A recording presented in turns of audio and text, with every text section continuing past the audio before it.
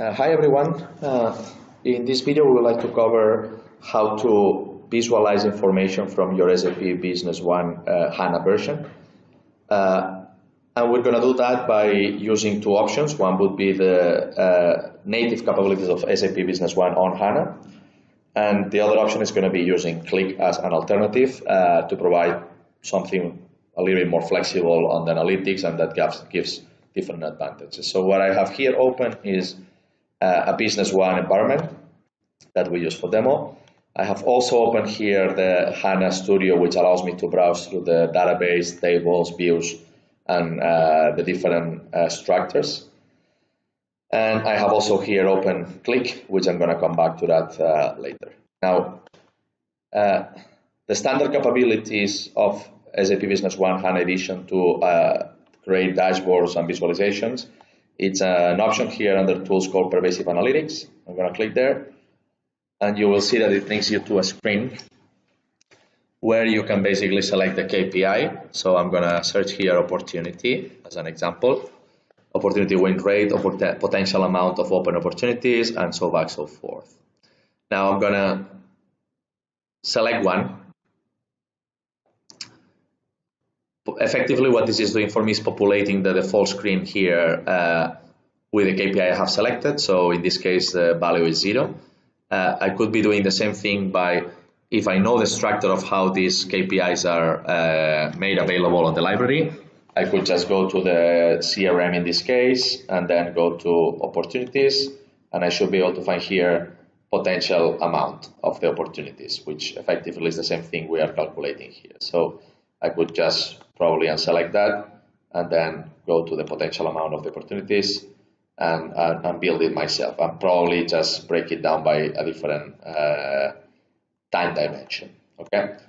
Now, once I'm done with that, I could move on to the next. I give a name to this KPI, and so back, so forth. This would allow me to create this KPI and then create my own screen where I can see these KPIs all together, and either as a KPI like I'm doing now, and the other option that it provides is to visualize it in a chart, which might tell you a potential amount of the opportunities broken by customer or by business partner. Yeah.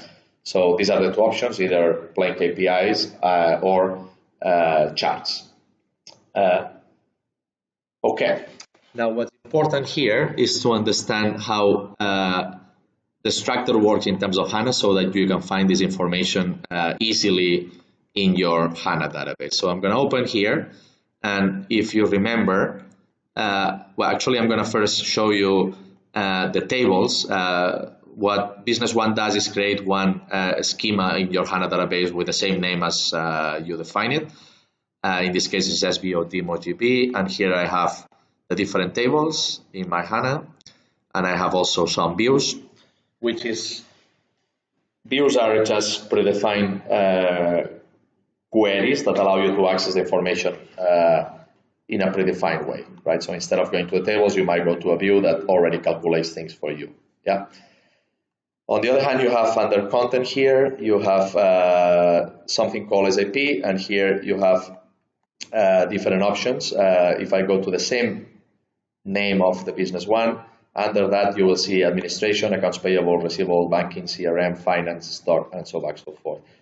This structure here is effectively where Pervasive Analytics is going against to access these KPIs and visualize them.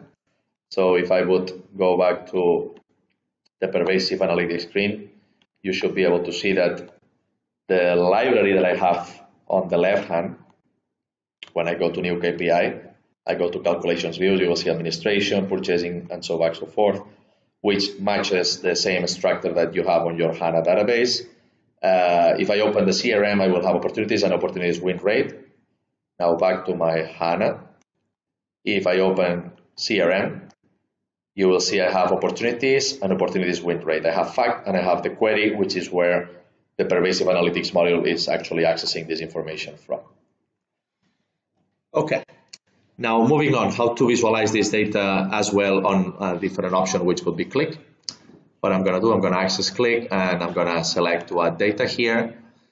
I already have a connection, which is ODBC against my HANA database. The first thing I need to do when I click on that is select the schema that I want. So if you remember, I was selecting this database, and I immediately have access to all the tables and views. So just to give you an example, if I go to my views here, my tables here, I might be interested in querying my context, so ES underscore contact, and that is easily done here through ES underscore contact. I can select that table, see the data in it, and I can also access from here the views. So if I collapse this, I open views. There's some predefined views on my data, like let's say activity, which I can also find here. So if I go v1 underscore activity, you will see exactly the same structure, activity view, and so on. Now, what's interesting here is how to access the calculation views, which is where all the calculations are already predefined to visualize the data in the pervasive analytics module. Now, for that, we are accessing, going back to the HANA, it's coming to the content, and here I have this database and the CRM and the calculation view. So it's called opportunity query. That's what I'm interested in accessing. So I'll just go here, opportunity query. This is all stored, and this is the interesting part, under somewhere called sys underscore VIC. So when I go here and I go opportunity query, I'm going to make this bigger. You will see that, of course, for the different instances of SAP Business One that we have, in our case, we have plenty. You can have access to that. Now I'm going to just follow the same example, and I'm going to go to the BO demo GB, and you will see here that I have both the opportunity fact table and the opportunity query, as well as others, which we are not going to cover in this video. Now, as I said, I'm interested in analyzing my opportunities. I'm going to access the query, which is the same way effectively as the business one would do, and I go into add data. Okay, I'll remove this one, which is an example I've done earlier. Immediately you can see the data in this calculation view, and I just load the data in, and I'm going to just try to display a similar example as the one I was doing earlier, right? So for those of you who know Qlik, you might be familiar with this screen. I already have all my data available, so I have the opportunity query with all the information available. And I have my list of charts and objects that I can bring, so I'm just going to bring one KPI here, and I'm going to bring one bar chart at the bottom, and I'm going to say here potential, so I search in the same way, and I have that on the local currency or the system currency. I'll bring that in as a measure sum. So that's my potential pipeline opportunity amount, and just to follow on the same example, I might be interested in doing the same. I'll add that, and in this case, there should be business partner. Again, coming from the same calculation view with all the information available in it, I have business partner code and I have business partner name. So I'm going to bring that here. I'll add that. Excuse me. I'll add that business partner name.